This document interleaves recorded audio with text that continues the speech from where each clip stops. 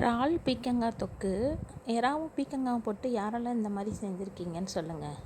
இறாவும் பீக்கங்காவும் போட்டு கிண்டையில் ரொம்ப டேஸ்ட்டாக நல்லாயிருக்கும். அதுக்கு நம்ம ஒரு கடாய் வச்சு தேவையான அளவு எண்ணெய் ஊற்றிக்கலாம். எண்ணெய் ஊற்றிட்டு ஃபஸ்ட்டு ஒரு அரை வெங்காயம் கிட்ட வெட்டி எண்ணெயில் போட்டுருவோம். அதுக்கப்புறம் க்ளீன் பண்ணி வச்சுருக்க இறாவையும் அது கூட சேர்த்துக்கிடுவோம்.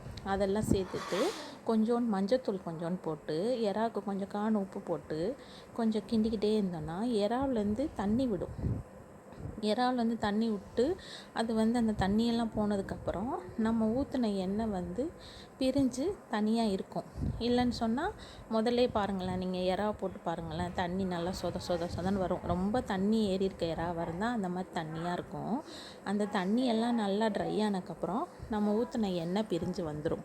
பிரிஞ்சு வந்ததுக்கப்புறம் அந்த எண்ணெயில் நம்ம கொஞ்சோன்னு நம்ம தேவைக்கேற்ற மாதிரி மிளகாத்தூள் போட்டுக்கலாம். காரத்துக்கு எவ்வளோ காரம் வேணுமோ அதுக்கு தகுந்த மாதிரி மிளகாத்தூள்.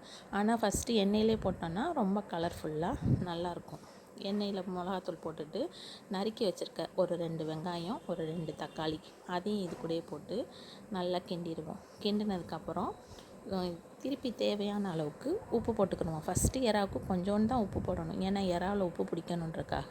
அதுக்கப்புறம் இந்த தக்காளி வெங்காயம் எல்லாம் போடுறோம்ல, அதுக்கு தகுந்த மாதிரி உப்பு போட்டுக்கலாம்.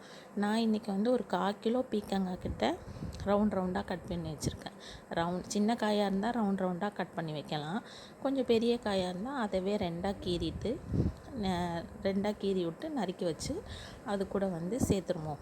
வெங்காயம், தக்காளி, இந்த காய் எல்லாத்தையும் சேர்த்து நல்லா பெரட்டி விட்டுட்டு ஒரு 5 நிமிஷம் லோ ஃப்ளேமில் போட்டு மூடி வச்சிங்கன்னா அப்படியே நல்லா தொக்காட்டம் கிரேவியாக நல்லா வந்துடும்.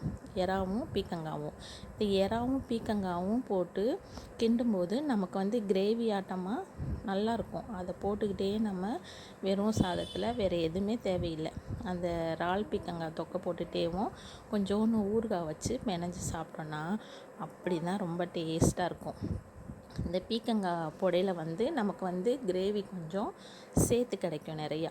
ஆமாம், வெறும் இறால் தொக்கு மட்டும் வேணுன்னா கூட தக்காளி வெங்காயம் அதுக்கேற்ற மாதிரி போட்டுக்கலாம். ஆனால் அப்படின்னா என்ன ஆகும், நிறையா தக்காளி வெங்காயம் மட்டும் இருக்கிற மாதிரி தான் இருக்கும். இறா இல்லாத மாதிரி இருக்கும். இந்த பீக்கங்காய் சேர்க்கையில் இந்த இறாவோட டேஸ்ட்டே ரொம்ப தனியாக நல்லாயிருக்கும். ஒரு மாதிரி கொஞ்சம் காரமாகவும் இனிச்சிக்கிட்டு இருக்கிற மாதிரி ரொம்ப டேஸ்ட்டாக நல்லாயிருக்கும். இந்த இறா பீக்கங்காய் செஞ்சுட்டு நல்லா கொஞ்சோண்டு பச்சை மிளகா 2 கீரி போட்டு கொத்தமல்லி போட்டு ஒரு 5 நிமிஷம் கழித்து அடுப்பை ஆஃப் பண்ணிவிட்டு நல்லா சுடுசோறில் அப்படியே போட்டு சாப்பிட்டோன்னா அப்படி தாங்க இருக்கும். செம்மையாக டேஸ்ட்டாக இருக்குங்க. பீக்கங்காய் போட்டு ரொம்ப நேரம் வதக்கணுன்றலாம் அவசியம் இல்லைங்க. சும்மா 2 நிமிஷத்துலேயே அந்த பீக்கங்காய் வதங்கிடும். ஏன்னா அது தண்ணி காய் தானே, அதனால அந்த காய் சேர்க்கும்போது இறாவுக்குன்னு ஒரு டேஸ்ட்டு நல்லா கொடுக்கும். இந்த மாதிரி ஒரு தடவை ட்ரை பண்ணி பாருங்கள், செஞ்சு பாருங்களேன். இறா பீக்கங்காய் தொக்கு ரொம்ப டேஸ்ட்டாக நல்லாயிருக்கும். வெறும் கொஞ்சோண்டு ஊறுகாய் மட்டும் வச்சுட்டு இந்த தொக்கை போட்டுகிட்டே பெரட்டிக்கிட்டு நல்லா சாப்பிடலாம். ட்ரை பண்ணி பாருங்கள். வீடியோ பிடிச்சிருந்தால் லைக் பண்ணுங்கள், கமெண்ட் பண்ணுங்கள், சேனலை சப்ஸ்கிரைப் பண்ணுங்கள், ஷேர் பண்ணுங்கள். இந்த வீடியோ பார்த்தவங்களுக்கு தேங்க்யூ.